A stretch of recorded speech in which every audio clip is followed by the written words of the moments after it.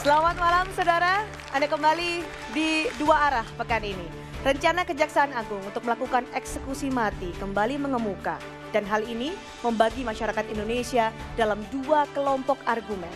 Mereka yang setuju dengan hukuman mati menyebut bahwa eksekusi mati adalah sarana terbaik untuk menghadapi kejahatan luar biasa seperti narkotika dan juga terorisme.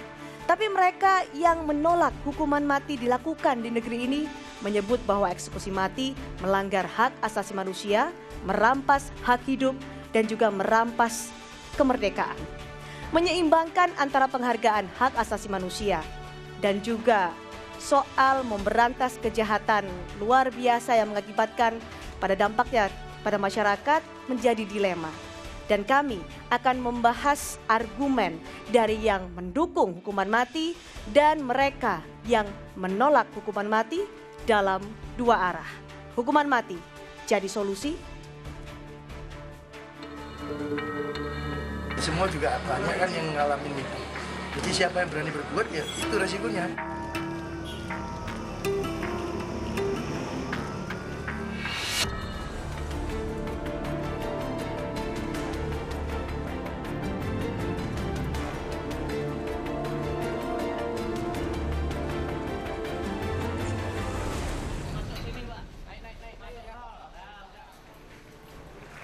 Dan sudah kami hadirkan sejumlah narasumber, mereka yang mendukung hukuman mati dan mereka yang menolak hukuman mati. Saya perkenalkan kepada Anda, ada Henry Yosodiningrat, Ketua Umum DPP Granat dan juga politisi dari PDI Perjuangan. Selamat malam, Bang Henry. Ada pula Saleh Daulay, Ketua Komisi 8 DPR RI dari fraksi Partai Amanat Nasional. Selamat datang. Dan kelompok yang menolak hukuman mati ada Mas Awigra, aktivis hak asasi manusia HRWG, inisiator koalisi anti hukuman mati ASEAN.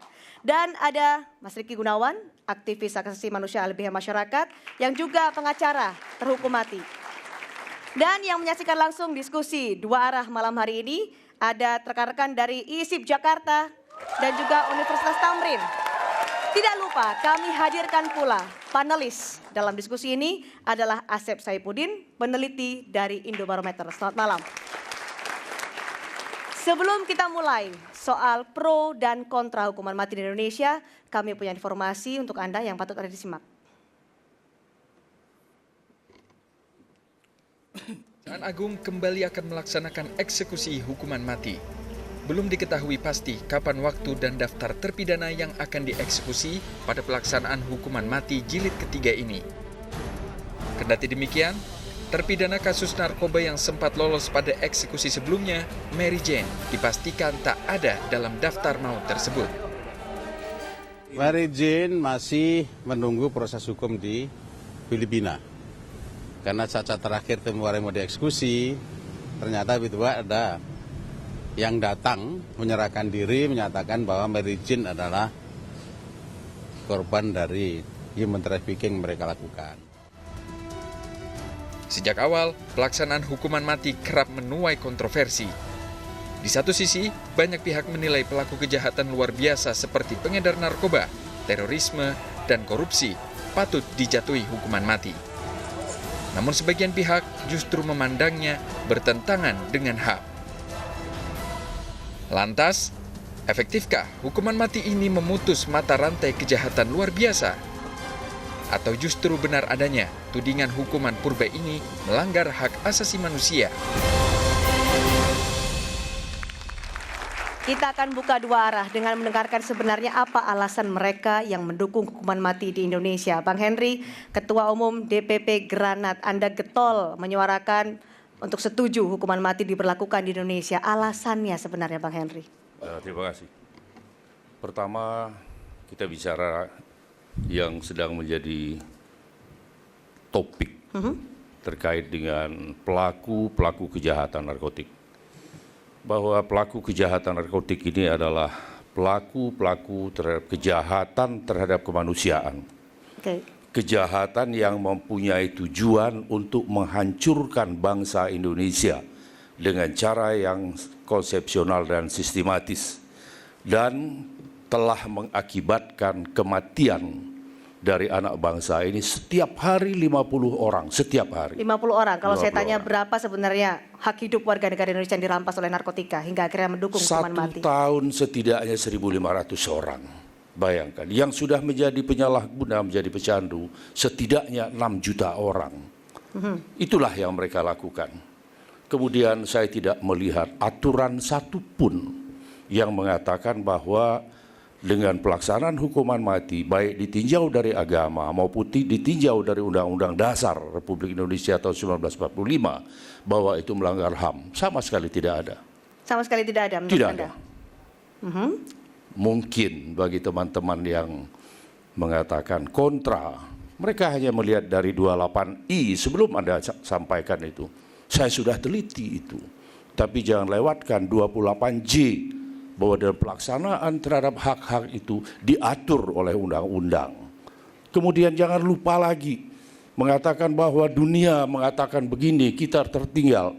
Siapa bilang? ICCPR secara tegas mengatakan bahwa hukuman mati itu masih dibolehkan terhadap kejahatan-kejahatan luar biasa, kejahatan pembunuhan massal.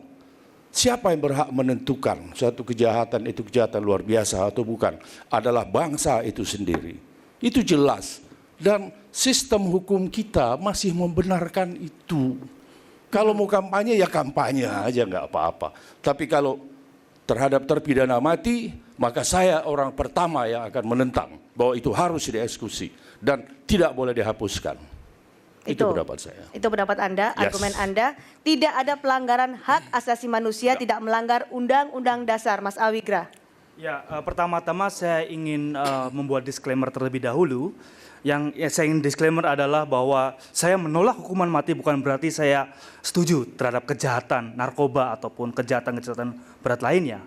Yang kedua, saya ingin menantang sebenarnya para pihak yang pro, khususnya berasal dari DPR ini, kita sebenarnya mana yang lebih baik, mana yang lebih ideal, memberikan kesempatan orang untuk mengakui kesalahannya, untuk kemudian dia insaf, untuk kemudian dia menjadi justice kolaborator atau bahkan whistleblower, atau sebaliknya kita ingin menghapuskan seluruh orang jahat di Langsung muka saya bumi jawab ini. aja. Silakan. Langsung saya jawab. Yang berarti yang kedua ya Bang ya. Langsung saya jawab. Yap. Para terpidana mati yang sudah inkrah, yang tinggal menunggu eksekusi, apa yang mereka lakukan di dalam sebelum mereka dieksekusi? Mereka melakukan bisnis, mereka mengendalikan sindikat narkoba dari dalam. Mereka setiap hari melakukan pembunuhan terhadap anak bangsa ini. Kesempatan apa yang kurang? Oke. Kesempatan apa? Boleh saya jawab? Apakah mereka berbuat baik? Apakah mereka insaf? Tunjukkan dengan saya siapa sindikat narkoba yang sudah pidana mati yang tidak mengendalikan bisnis narkoba dari dalam lembaga Oke, sistem pemasyarakatan. lembaga masyarakat kita yang dikritisi. Ya baik, berarti yang masalah kan berarti ada permasalahan di lembaga pemasyarakatan. Mengapa mereka masih bisa melakukan transaksi di balik jeruji? Ini yang persoalannya kan bukan tadi soal begini, hukuman mati. Tadi kan Anda menyebut bahwa apakah kita beri mereka kesempatan untuk insaf Yep. atau dihukum mati saja. Tadi sudah dibuktikan bahwa ternyata di penjara saya sudah di penjara pun nunggu masa eksekusi saja masih melakukan. Kalau yang betul-betul mau insaf, mau ada peluang melakukan atau tidak, atau mau lapasnya juga tidak ketat, itu tetap harus memang insaf. Jadi- Buktinya masih melakukan. Jadi hukuman mati paling efektif Ya menurut Mas tentu Saleh. saja kan kalau sudah dieksekusi berarti kan sudah selesai urusan dengan dia. Jadi tidak bisa melakukan apa-apa lagi untuk tadi mengorbankan banyak pihak tadi itu, termasuk generasi muda ini. Kan itu fakta loh, fakta yang disampaikan. Untuk pelakunya, tapi untuk mereka yang mungkin akan melakukan, paling tidak juga melakukan hal-hal seperti itu, apakah juga efek jerah itu akan tertular kepada mereka yang sedang melakukan itu? Nah, yang kejahatan? pertama kan sebetulnya bukan hanya soal efek jerah. Ini kan karena Bang Henry tadi menjelaskan soal narkoba. Tapi untuk kasus yang aktual hari ini coba lihat. Itu kasus kekerasan seksual pada anak yang diperkosa oleh 14 orang dan itu betul-betul membuat kita sakit hati semua orang yang Baik, melihatnya. kita Tapi masih coba lihat. Sekarang yang hukumannya apa? Hukumannya itu kan cuma 15 tahun maksimal. Apa yang terjadi? Yang terjadi adalah masyarakat merasa sisi keadilan tidak ditegakkan. Banyak di antara mereka menginginkan agar para pelaku dihukum mati. Dan itu populer dan semua orang setuju terhadap itu. Itu yang populer, tapi Ya, undang-undang artinya kita tetap masalah mengatur. masalah keadilan itu menjadi sangat penting untuk dipikirkan, bukan hanya persoalan efek jera dan lain sebagainya, tidak hanya dari sisi Baik, itu. efek jera mereka yang melakukan berhenti dengan adanya hukuman mati. Mas Riki. Ya, saya mau komentari soal efek jera dan Pak Saleh juga bicara soal fakta. Jadi saya juga akan mengutip beberapa fakta. Dan informasi yang saya akan sampaikan ini dari laporan tahunan BNN. Tahun 2007 ada 22.000 kejahatan narkotika. Tahun 2008 kita eksekusi mati terpidana mati narkotika. Angka kejahatan narkotika itu 29.000. Tahun 2009 itu naik ke 30.000. Jadi tidak ada hubungannya antara eksekusi hukuman mati dengan penurunan angka. Januari kasus 2015 ketika kita eksekusi gelombang pertama itu jumlah terpidana narkotika itu 65.000 di lapas. April 2015 itu 67.541. Pertanyaan Ya, saya. tapi Boleh dikasih saya kesempatan selesaikan terlebih dulu dahulu. karena ini Bicara data. penting bagi Persoalannya masyarakat. apakah Bang dengan Henry? Penting bagi masyarakat. maka harus Bukan, Kita yang dengarkan penting dulu. bagi masyarakat Silakan, Mas untuk ada ancaman mengetahui. pidana, ada Penting- eksekusi aja itu Penting meningkat. bagi Kita tahan dulu, masyarakat kita tahan untuk dulu. mengetahui bahwa tidak ada korelasi antara hukuman mati dengan efek jera. Ini Juli salah. 2015 jumlah terpidana mati itu 68.000 Saya punya data naik. itu semua. Iya, tapi mungkin kawan-kawan masyarakat belum punya. Jadi Ya, silakan perkenankan saya baca. coba. Terus 2013 jumlah pemakai narkotika itu 4,5 juta. 2015 naik ke 5,9 juta. Jadi apa angka ini bicara? Nah, begini, tidak ada ini korelasi jangan dibalik logikanya antara hukuman mati dengan dan efek begini. jera. Silakan, Saya data mau ini kasih tahu dikomentari. tadi ya. Jadi sedangkan ada hukuman mati saja pun itu masih meningkat. Ya enggak? Kalau tidak ada hukuman mati, coba bayangkan. Orang yang tidak dihukum mati, yang di penjara saja masih bisa melakukan transaksi. Kalau enggak dihukum mati, bagaimana lagi? Kan gitu. Kalau dikeluarkan, itu kan lebih heboh lagi.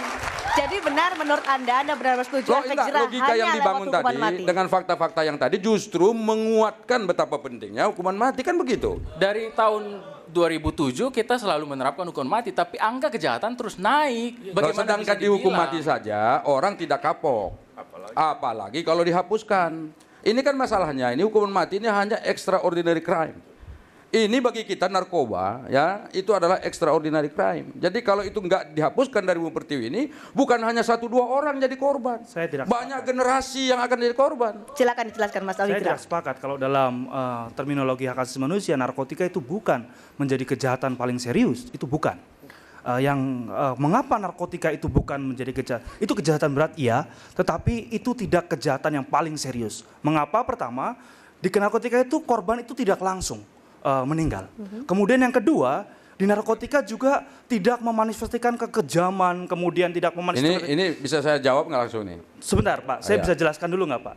Kemudian orang korban narkoba juga masih mungkin untuk direhabilitasi. Artinya ini bukan, ini mirip sama korupsi. Maka ini sebenarnya tidak tepat untuk dihukum mati karena memang itu bukan termasuk dalam kejahatan paling serius. Itu kalau dalam terminologi hak asasi manusia. Meskipun Putih, disebut masih Presiden ada nggak Indonesia dengan darurat dirimu, narkoba ya. Kenapa? Masih ada merah putih nggak di didimu? Masih. Kalau masih ada, kenapa kau berani mengatakan bahwa kejahatan narkoba itu bukan the most serious crime? Bukan extraordinary crime? Bukan. Bangsa ini sudah sepakat. kalau Dunia langsung- sudah menyepakati hal itu. Nggak ada. Kok Jadi Anda ini bisa begini. mengatakan Ini yang mana, bukan Pak? the most serious crime, bukan extraordinary crime? Bukan. Dengan Jelas. alasan-alasan yang sederhana seperti itu. Nggak bisa mengerti Enggak, saya. ini logika yang dibangun kembali lagi salah. Kenapa? Tadi kan kasus hukuman mati itu bukan hanya narkoba. Katakanlah dia mengatakan menurut HAM ini bukan extraordinary. Katakanlah itu benar walaupun nanti Bang Henry pasti marah. Ya kan katakanlah seperti itu.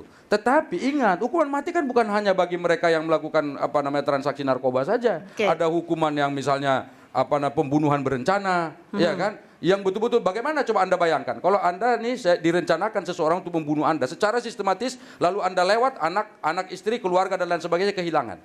Terencana, apa tidak kejam? Apalagi pembunuhannya sangat kejam. Saya Coba tidak- bayangkan, jadi ini jangan dikanalisasi dalam satu kasus. Kita kan bicara soal hukuman mati secara Oke, keseluruhan. tapi kita bicara dulu masalah narkoba karena ini juga kita akan membahas banyak juga kasus yang akhirnya banyak masyarakat meminta agar hukuman setimpal bahkan hukuman mati. Kalau Anda melihat ini Ya, memang dikatakan logika terbalik. Tujuan pemidanaan pada akhirnya adalah untuk membuat orang tidak mengulangi lagi. Maka Kira. kalau hukuman mati itu sebenarnya berlawanan dengan tujuan pemidanaan. Salah. Kita dengarkan dulu apa alasan Salah. Anda. Hukuman mati Kita dengarkan dulu. Apa alasan Bukan itu Anda? tujuannya. Sebentar. Saya jelaskan, Bang saya Henry, luruskan boleh bahwa kita- itu salah.